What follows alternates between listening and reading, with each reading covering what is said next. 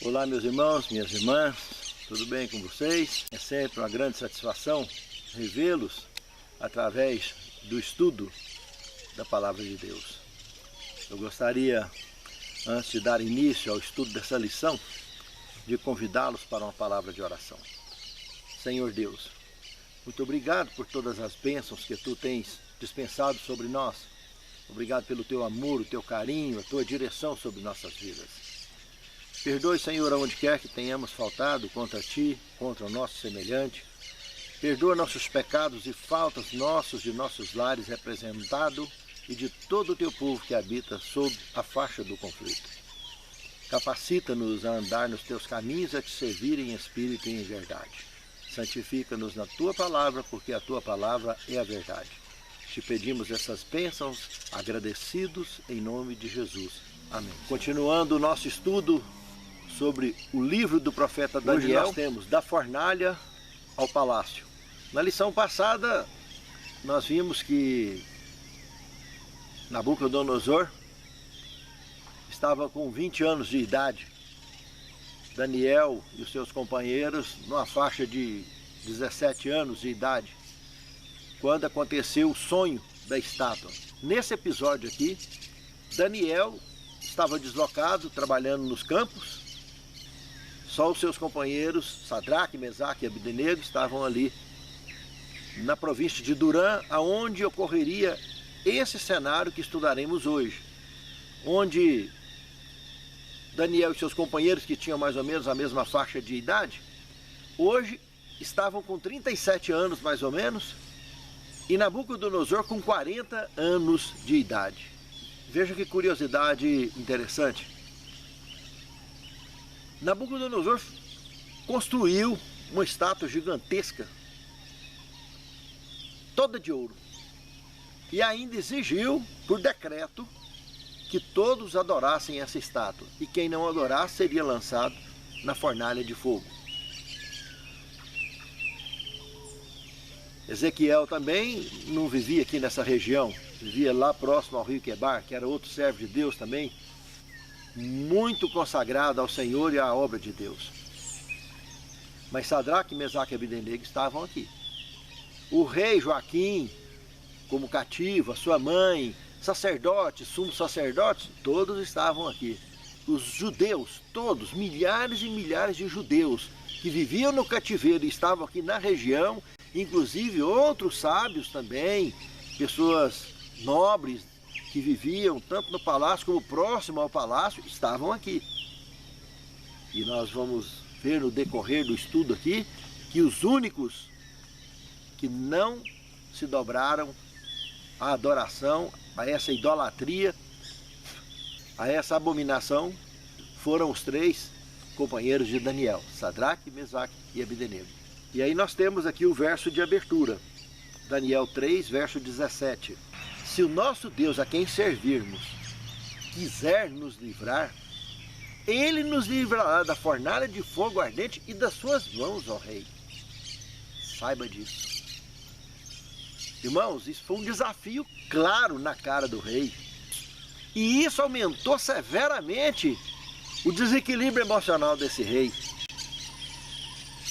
Há 20 anos atrás, por causa de um sonho que ele esqueceu e os sábios não estavam conseguindo interpretar, ele deu um ataque de fúria e decretou o ataque em massa, a execução em massa de todos os sábios de Babilônia.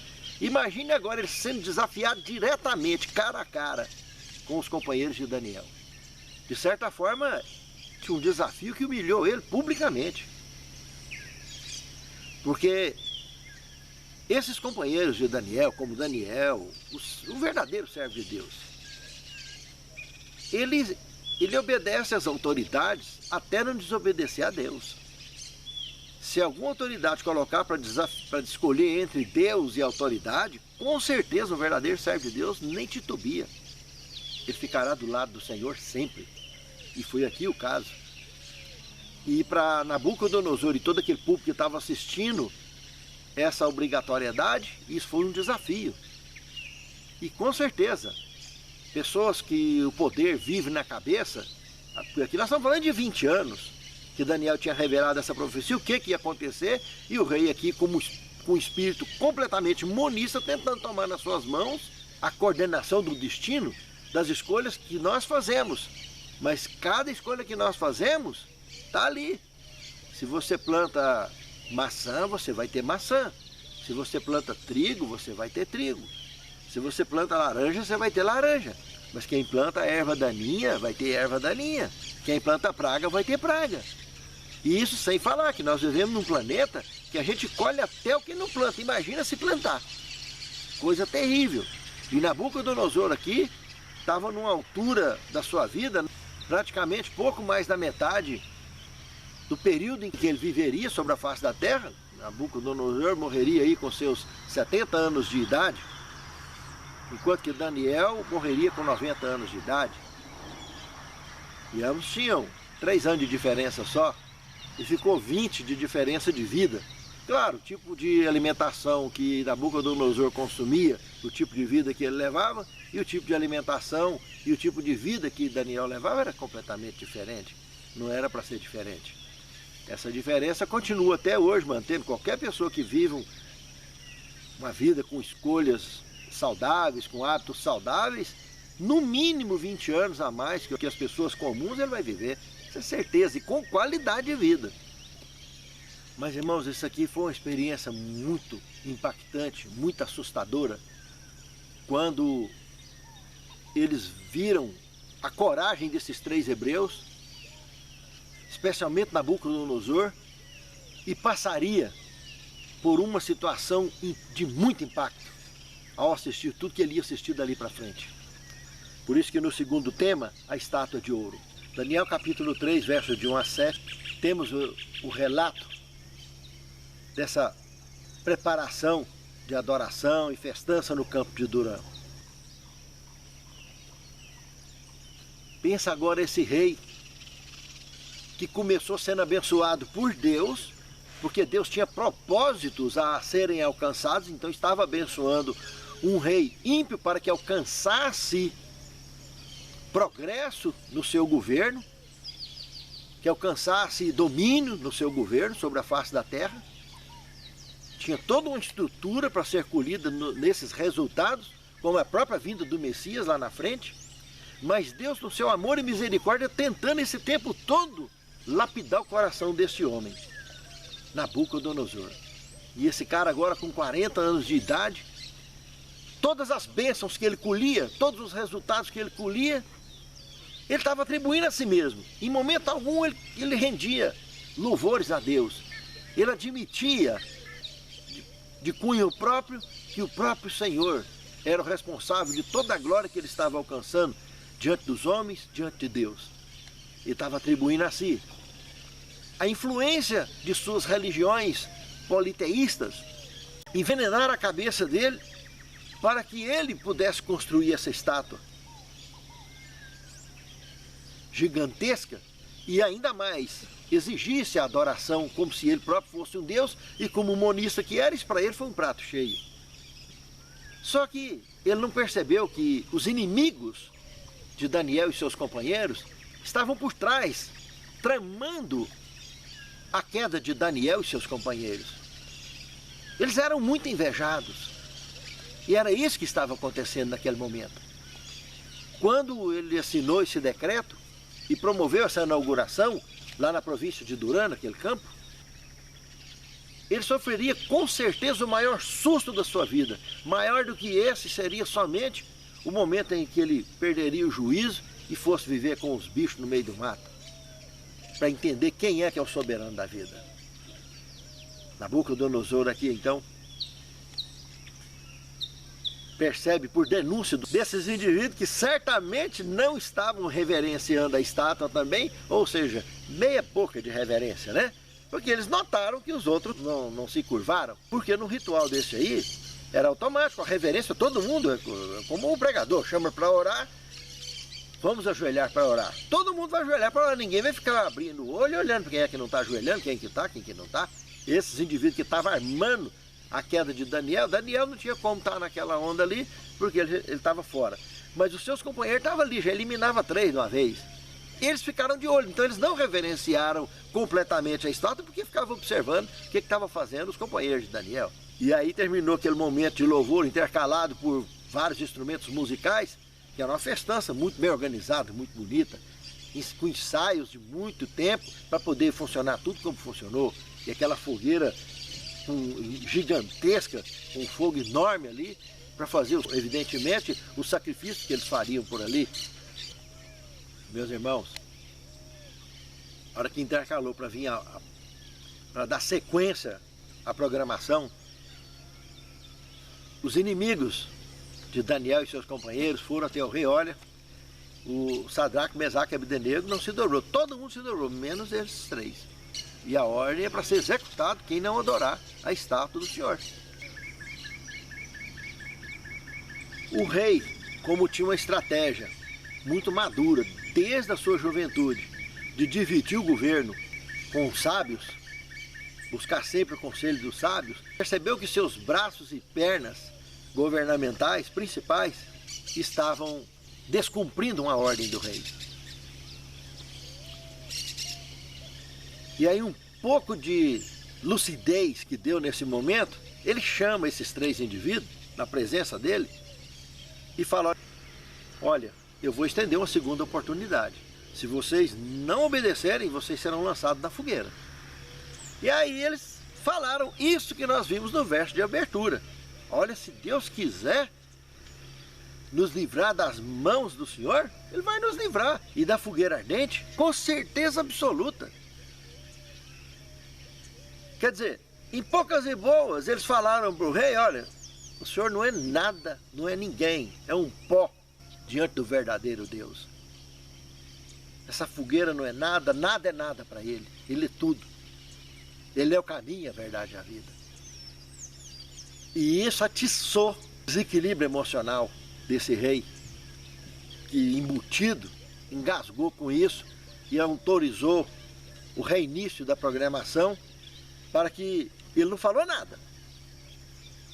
Ele só falou: então vamos ver se ele vai poder livrar vocês mesmo. Mandou que reiniciasse a programação e todo mundo novamente, intercalado pelo som dos instrumentos, se ajoelharam reverenciando a estátua do rei, e os três continuaram de pé. Isso agora que é o que nós temos no terceiro tema, o chamado à adoração, que está registrado em Daniel 3, de 8 a 15. Temos agora então o chamado à adoração. Ele ordena então o reinício da programação e os três companheiros de Daniel não se renderam. Irmãos, a Bíblia comenta aqui que essa estátua tinha 60 côvados de altura, quase 30 metros, por 6 côvados de largura, quase 3 metros de largura. Pense a altura dessa estátua, quase que um prédio de 10 andares de altura. Meus irmãos, nos dias em que aconteceu isso aqui, nós estamos falando de uma estátua real, uma imagem real, um governo que até então se rebelava contra a verdade, contra o verdadeiro Deus, obrigando compulsoriamente essa imagem de escultura. Em Apocalipse capítulo 13, fala de um período em que não uma imagem real será obrigada a ser adorada, mas uma imagem figurada, a imagem da besta, que representa a união de Estado e Igreja, que estará acontecendo de maneira terrível novamente, onde essa imagem que Apocalipse apresenta terá recebido fôlego para que faça morrer todos os que não adorarem a imagem da besta. Os servos de Deus do futuro tão próximo de nós serão obrigados a estar adorando essa imagem figurada também. E a nossa vida será colocada em risco novamente. Não 1 ou 2 ou 3, não. O povo de Deus será perseguido novamente. Isso é profecia. Não tem como fugir. Tudo o que a palavra de Deus falou aconteceu até hoje. A Bíblia está à frente do nosso tempo. muito à frente do nosso tempo. Não adianta ignorar o Escrito Sagrado. Isso vai acontecer. Isso trata de profecia sem volta. Não tem meio termo, não tem condição de não acontecer. E é muito pouca coisa que falta para acontecer aos olhos da Sagrada Escritura. E muito menos, então, aos olhos do Senhor, que é eterno. E nós que somos mortais, isso está aí logo à frente. Pense nisso, amado irmão. Pense nisso, amado irmão. Os companheiros de Daniel foram vítimas de opressão governamental. Foram intimidados com uma estátua gigantesca de ouro dos pés à cabeça. Em Nabucodonosor, tentando conduzir o destino das escolhas que ele fez, mas que não é a vontade de Deus. A vontade de Deus foi revelada no sonho que ele teve há 20 anos atrás. E ele estava tentando tomar o destino traçado por Deus naquele sonho em suas mãos agora. E o maior susto da sua vida ele levaria agora. Entrando justamente no quarto tema, a prova de fogo. O que temos aqui relatado em Daniel capítulo 3, do verso 12 ao verso 18. Meus amados, uma coisa que nós precisamos de observar aqui dentro desse contexto, como eu disse que era mesmo, somente os três, Sadraque, Mesaque e Abdenego, não se renderam. Sabe por quê? Porque a população judaica que vivia no cativeiro, que já vivia lá em Jerusalém, já fazia esse tipo de coisa. Basta você ler o capítulo 8 de Ezequiel, que Ezequiel relata o que estava acontecendo lá. Ezequiel foi levado em visão lá em Jerusalém e ele viajou 5 anos à frente do tempo para ver o que ia acontecer lá. 5 anos à frente do tempo, que foi quando Nabucodonosor invadiria pela segunda vez a Jerusalém, foi quando ele finalmente destruiria Jerusalém. Período em que o rei vassalo que ele colocou lá tinha rebelado, inclusive, o Zedequias. Irmãos, nesse período, nesse momento, o que nós temos no capítulo 8 de Ezequiel, que até ali eles ainda estavam vivendo esse tipo de idolatria. Faziam imagens ao Deus Sol, Tamuz, a divindades pagãs de toda a natureza, e estavam adorando, inclusive, dentro do templo. E Deus mostrando para Ezequiel, nessa visão, que ele tinha sido levado lá, pego pela trancinha, colocado dentro do querubim e levado lá. Ele viajou 1.650 quilômetros de distância, ninguém deu falta dele ali. Lá onde ele estava andando, ninguém estava vendo ele estava vendo todo mundo e relatando tudo que estava acontecendo. Porque dentro da profecia, ele estava numa dimensão paralela. Mas estava vendo o que estava acontecendo tudo ali, o que ia acontecer em Jerusalém. Inclusive o selamento que ia acontecer antes dessa destruição, das pessoas que seriam livradas desse extermínio que aconteceria ali e viesse se agregar aqui, então, na Babilônia. Irmãos, esse negócio de reverenciar divindades pagãs, infelizmente, não era nada para os judeus que estavam ali. Tantos que eles ajoelharam sem titubear. Somente os 3 não fizeram isso. Já era normal para eles. Ao ler o texto bíblico, deixa-se uma impressão em muitos, passa batido, que só tinha os 3 ali, judeus. Não. Os cativos que viviam em Jerusalém, os nobres, mais de 10 mil que viviam em volta do palácio. Nós estamos falando de 10 mil judeus contados só na primeira deportação. Esses indivíduos estavam ali, todos ajoelharam. Coisa horrível, irmãos. Aí a gente vê no Apocalipse 3 grupos de cristãos dentro da igreja, quente, frio e morno. E esse morno provoca o vômito em Deus. É isso, meus irmãos. Porque o que aconteceu na província de Durã continua acontecendo não com imagem de escultura, mas com outros tipos de tendências mundanas, outros tipos de adorações que Deus não pediu, outros tipos de celebrações que Deus não pediu. O povo vai se desviando com facilidade, formando tradições de coisas que não tem nada a ver. E daqui um pouco, a Bíblia vai ficando cada dia mais como se fosse um livro de carochinha. E o que passa a valer muito são as regras e tradições que cada dia estão maiores e mais amplas diante do povo. manipulação de massas. Coisa terrível. Jamais um ser humano deveria dominar outro ser humano, nem tentar. E as formas de culto que a gente tem visto pelo mundo afora aí, é mais a adoração do próprio eu. Tem espécies de culto que os pregadores parece que quer transformar o púlpito num palco de circo, num picadeiro de circo, fazer palhaçada o tempo todo, fazer o povo rir o tempo todo para ver se fica agradável, né? Para ver se faz sucesso. E não tem nada disso, meus irmãos.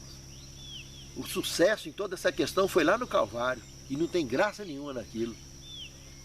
Uma descontração daqui e dali é normal dentro do contexto da vida de cada um, mas fazer do púlpito um picadeiro de circo, fazer do culto situações em que o pregador seja o centro, falar palavras para agradar o coração do povo, e isso é o que acontecia lá dentro de Judá, foi por isso que ela foi destruída. Jerusalém foi completamente destruída, por causa desse tipo de coisa. As pessoas queriam falar coisa que agradasse a todo mundo, e não que agradasse a Deus. E Deus queria que o povo fosse preparado para receber o Messias. E o que eles estavam fazendo? Por isso Jerusalém foi destruída. Para recomeçar do nada. E Deus tentar assim fazer o possível para alcançar êxito para a vinda do Messias. E assim mesmo todo mundo conhece como é que foi. Veio para que eram seus e os seus não quiseram. Mas ele fez a parte dele. E o Evangelho já chegou até mim e você. Agora nós não temos que desviar o nosso foco da verdadeira adoração revelada nas Escrituras Sagradas. Os três aqui que adoraram a Deus em espírito e em verdade estavam sendo lançados da fogueira. Quantos e quantos hoje são colocados na geladeira por falarem a verdade? Quantos e quantos hoje são considerados como se fosse ET no meio da igreja? Não importa se ele tem 20, 30, 40, 50 ou 60 anos de fé ou de trabalho na causa de Deus. Para não desagradar os donos de igreja,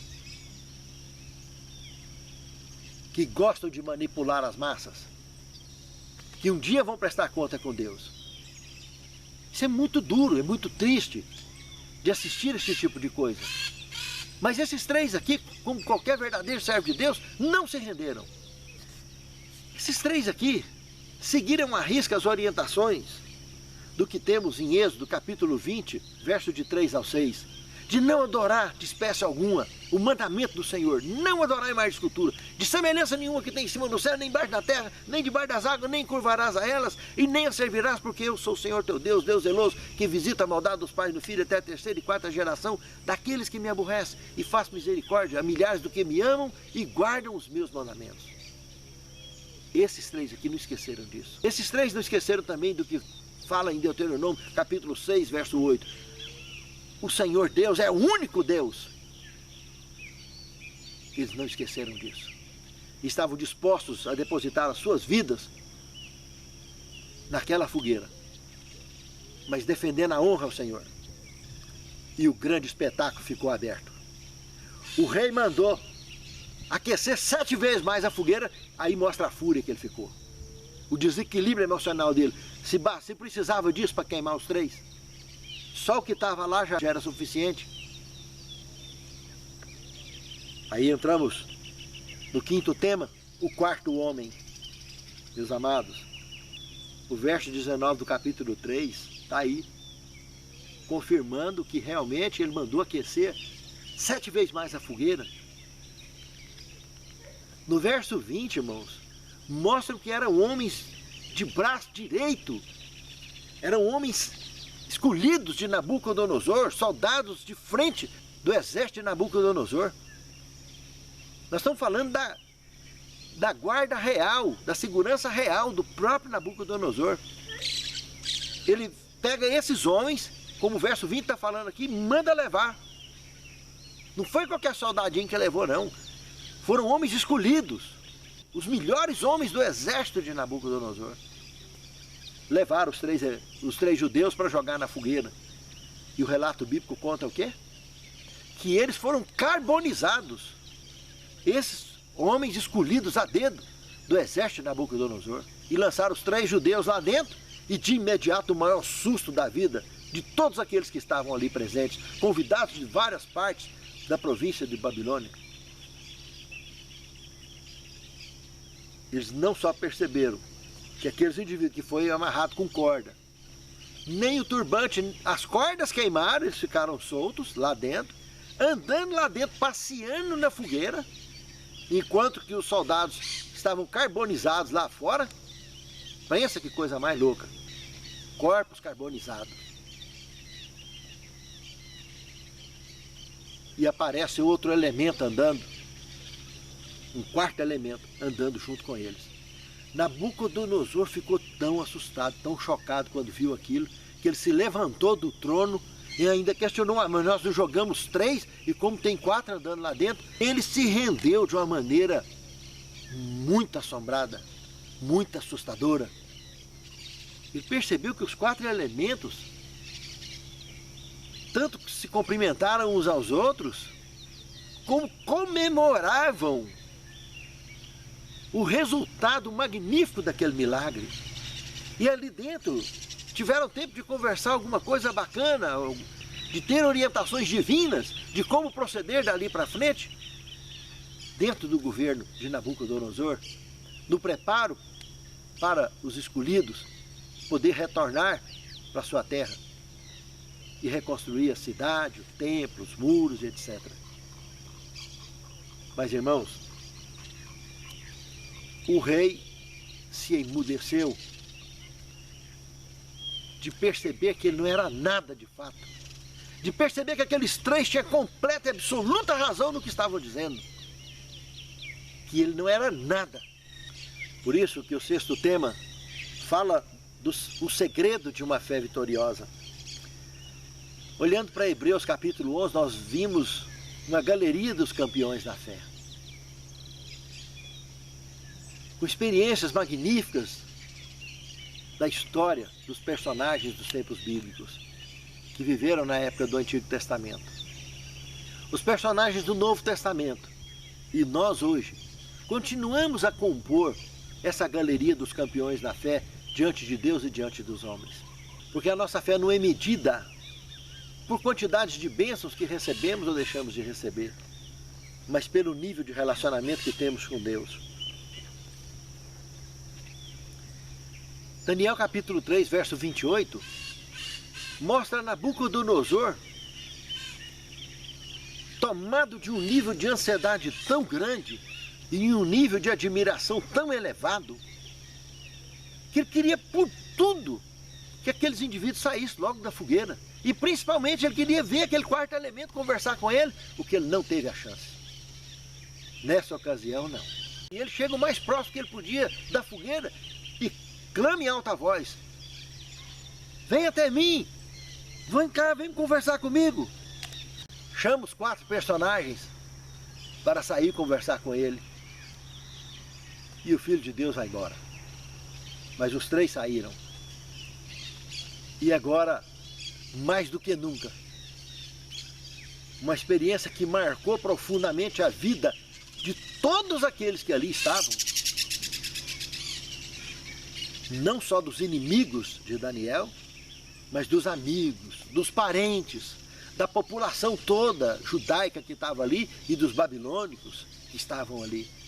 E do rei, então, nem se fala, e sua família. A relação deles se fortaleceu grandemente dali para frente. Se até ali ele teve apego e admiração de alguma forma por essas pessoas e por esse Deus único, da agora para frente a relação ficou bem fortalecida. E isso teria uma mudança expressiva na vida deste rei e daquele império. 7º tema: cuidado com culto falso. Nós temos aqui um trecho de Profetas e Reis, página 512 e 513, que diz o seguinte: os tempos de provação que estão diante do povo de Deus reclamam uma fé que não vacile. Seus filhos devem tornar culto da pregação de tudo. E que nenhuma consideração, nem mesmo o risco da própria vida, pode induzi-los a fazer a mínima concessão a um culto falso. Mínima concessão a um culto falso. Fique atento o que a palavra de Deus está dizendo na pena inspirada. Para o coração leal, as leis de homens pecaminosos e finitos se tornaram insignificantes ao lado da palavra do eterno Deus. A verdade será obedecida, embora o resultado seja prisão, exílio e morte. Vocês perceberam aqui entremeado, dentro dessa mensagem da pena inspirada, uma advertência clara, não só à escatologia, ao que a profecia que vai acontecer ainda, da imagem da besta lá no futuro, mas hoje, os tipos de culto falso que a gente acaba vendo como praga dentro da igreja para tudo quanto é lado. Os cultos que os pregadores não aguentam sem se exaltar, sem exaltar o próprio eu, chega no final e está chamando, vem para frente, vamos todo mundo, e fazer todo mundo chorar e confusão. Ou está fazendo do culto, do púlpito, um picadeiro de circo para ficar fazendo o povo rir, para eles poder agradar o povo, para o pregador agradar o povo. Não é a mensagem, não é Cristo, a mensagem não é cristocêntrica. É isso que a palavra de Deus está falando aqui. Tem duas mensagens muito poderosas aqui, a do futuro e a do presente. E eu estou muito preocupado com a do presente, porque se no presente não aprendemos a adorar o verdadeiro Deus, do verdadeiro culto, amanhã será questão de tempo para poder cair. Vai se render à imagem da besta como a população judaica que se rendeu lá no campo de Durã. Pense nisso, meus irmãos. É muito sério. Nabucodonosor queria ser adorado, queria que a sua imagem fosse adorada, marcada por aquela inauguração estúpida e ignorante, como a da imagem da besta vai acontecer amanhã. Só que para chegar nesse ponto lá, quantos e quantos anos Judá vinha em declínio e apostasia para chegar aqui agora no campo de Durã e se render a essa imagem de escultura gigantesca do rei Nabucodonosor, uma imagem feita de ouro dos pés à cabeça. E é adorando errado, e é se rendendo a cultos errados, a culto que não é cristocêntrico, a mensagem que não é cristocêntrica, é que as pessoas vão mergulhando cada vez mais fundo na apostasia e amanhã não vai ser nada. Essa é a questão de aceitar sinal da besta na testa ou na mão direita, seja lá o que for. Adorarão tranquilamente e cairão. E assombrarão quando ver Jesus nas nuvens dos céus e não restará outra coisa a não ser pedir os rochedos para cair sobre a cabeça. Irmãos, eu fiquei chocado ontem, apesar de eu estar gravando aqui uma lição que está encerrando em 24 de janeiro, mas eu ainda estou no mês de dezembro gravando essa lição, porque eu vou viajar, vou passar alguns dias fora, ali no começo de 2020, então já estou gravando a lição para deixar gravada no canal, e quando eu voltar, o canal está na sequência normal. Mas amados, para fechar o ano de 2019, o Google fez uma pesquisa que é mundial. Todos sabem que o Google é uma referência de pesquisa internacional e diante do mundo ocidental não tem nenhuma fonte de pesquisa mais ampla e mais completa do que o Google. Sabe qual foi a pergunta que mais foi solicitada durante o ano de 2019? O que eu faço para que as pessoas gostem de mim? Irmãos, que coisa impressionante, irmãos. Essa tendência de exaltação do próprio eu está tão grande que as pessoas querem se promover a qualquer custo para ser adorada pelos outros, para ser exaltada pelas pessoas. Sendo que não precisamos de fazer nada, porque Cristo disse, vós sois a luz do mundo e o sal da terra. A luz que vai através de nós não é nossa, é a luz de Deus, da sua palavra, da verdade. E o sal da terra é tempero, porque se a gente usa o tempero divino, nós automaticamente seremos simpáticos a todos que nos cercam. Só não seremos simpáticos para as trevas, porque nós somos luz e luz e trevas não combinam. É normal pessoas odiarem a gente. Porque se somos luz, trevas não vai se dar bem conosco. Mas irmãos, se formos para o púlpito então pregar, nós não precisamos de trazer as pessoas para frente, de ficar fazendo apelo para a exaltação do próprio eu. Nós não precisamos nada disso. Seguir o ritual dos cultos bíblicos normais que tinha no Antigo e no Novo Testamento. Terminou a pregação, glória ao Senhor, ao Deus da palavra, ao Deus da vida. E as pessoas sairão com a impressão da presença de Deus, do Espírito Santo naquele lugar. E irão para casa com a proteção dos anjos e da confraternização e alegria dos irmãos que estavam ali, vivendo aquele momento emocionante junto, mas uma emoção real da presença de Deus na vida deles e dentro daquela igreja. Não porque o pregador comoveu todo mundo e trouxe todo mundo para frente e levou todo mundo, fez as pessoas tomarem decisões de forma pública, do tipo assim, quem levantou é santo, quem não levantou está indo para o fogo do inferno. Criando constrangimento público, que é o que tem virado praga na história do cristianismo sobre a face da terra, em todas as religiões do mundo, sem exceção. E o Deus verdadeiro nunca ensinou isso.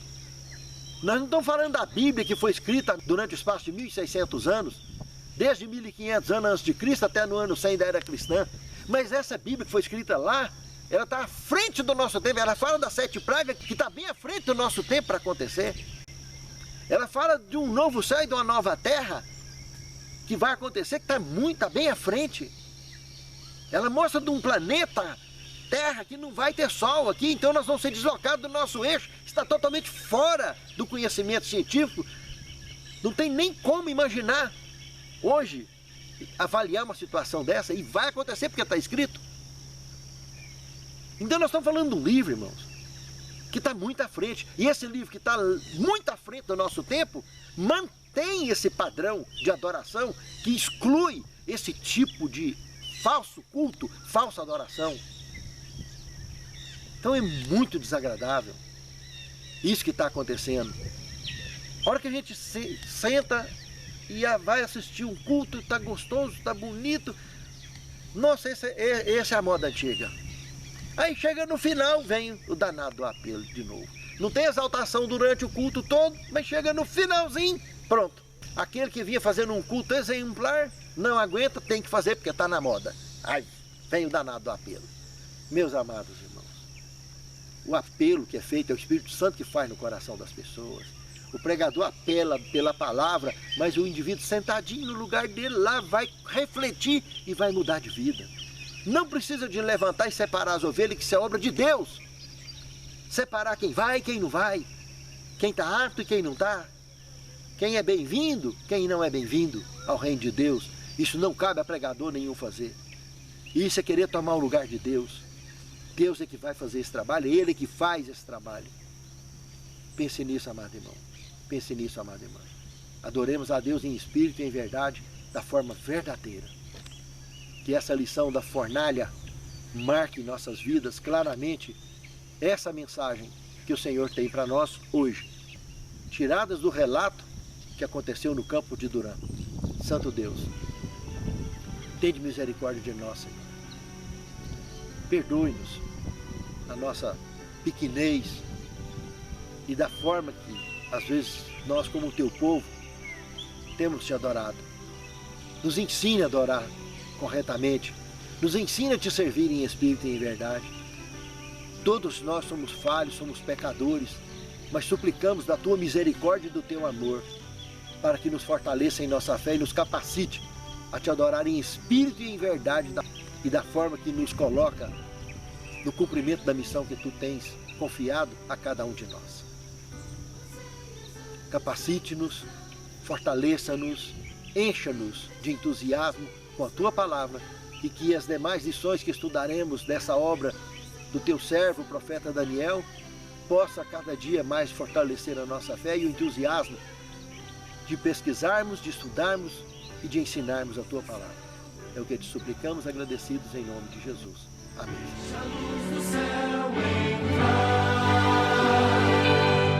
Depois o